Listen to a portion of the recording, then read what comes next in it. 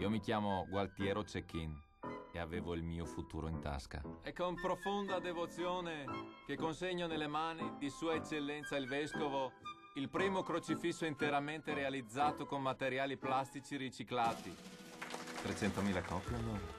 Un film sul Veneto con i veneti, nella tradizione della commedia all'italiana, con un regista, Pietro Parolin, per la prima volta dietro la macchina da presa. Quando mi consegni? Colpifero che consegno, Cecchin. Prima paghi. Il tuo ultimo assegno era scoperto e la mamma è andata a stare da Piovesano. Ho avuto qualche difficoltà, però adesso... In Leoni si è alle prese con una crisi che è ormai divenuta realtà anche nella nostra regione. Crisi e problemi che i veneti affrontano in tanti modi, come Gualtiero Cecchin, interpretato magistralmente da Neri Marcorè, un figlio di papà, arrogante e viziato, che non ha mai avuto problemi di soldi fino ad oggi, perché al tempo della crisi i soldi sono finiti anche per lui. Alle prese con un'idea per fare i skei in modo semplice.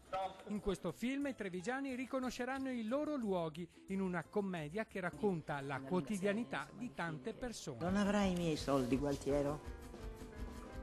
Neanche un pochini. No, sto film basta. Ci ho messo una croce sopra.